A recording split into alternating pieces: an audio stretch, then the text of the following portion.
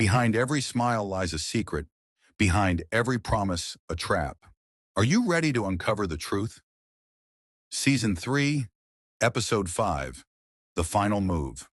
Previously on The Hook, Ethan uncovered the growing use of deepfake technology inside the scam empire.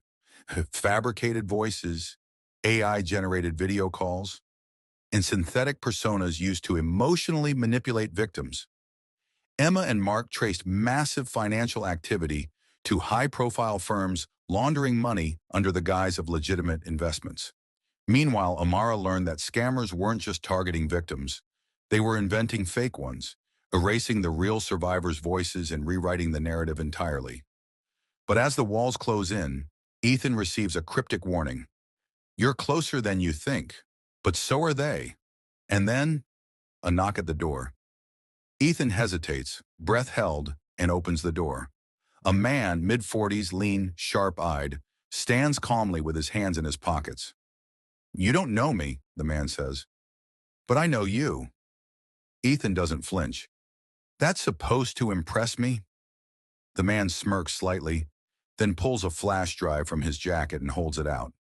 "What's on here will either get you killed or give you the leverage you've been waiting for." Ethan eyes the drive. "Why help me?" "Because you're not the only one inside." The man turns to leave. "Check the folder called Phoenix. And Ethan, trust no one, not even your allies." Washington, D.C., a secure room lined with monitors. Mark pulls up the latest Cellist Group registration records tied to the scam profits. This company just bought 3 properties in Manhattan, but the money came from a crypto wallet tied to 6 scam reports in Lagos. Emma rubs her forehead. "They're laundering through tech startups and environmental grants now?" Mark nods grimly. "They're using buzzwords and regulation blind spots to stay invisible." Emma clicks open a news report on one of the firms. "Look at this. They even received a business award last quarter." Mark: "Meanwhile, the victims funding it are living paycheck to paycheck." Emma: "We need to go public. Show the world how far this runs."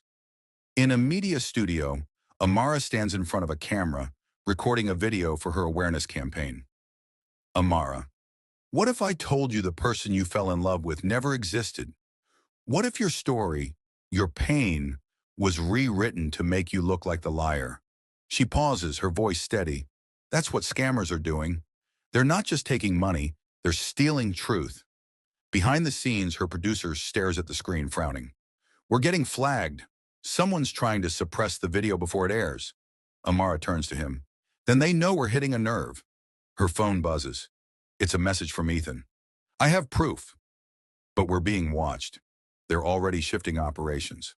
Back at his hideout, Ethan plugs in the flash drive. The folder labeled Phoenix opens. Inside, a blueprint of scam pipelines, AI, and humanitarian causes. A training video for new scam recruits on how to weaponize empathy. The final file is labeled Executives. Ethan opens it. Faces flash on screen. High-ranking business leaders, private investors, even nonprofit heads, all connected to scam laundering through silent partnerships or off-the-record deals. Ethan whispers, "They're not just running a network, they're building a marketplace." His laptop pings.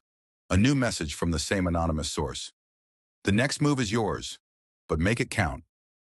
Emma and Mark sit before a digital map showing the interconnected web of front companies. Mark: "You realize once we name them, we paint a target on our backs?" Emma: "They've already drawn the target. We're just stepping into the light." She uploads the first public report, codenamed Operation Face Beneath. It details how corporate loopholes are being exploited to clean millions in scam revenue, including ties to Cellist Group. Within minutes, responses flood in, some supportive, others threatening. Mark glances at his screen. "We're in it now." Emma: "Good. Then let's burn it all down."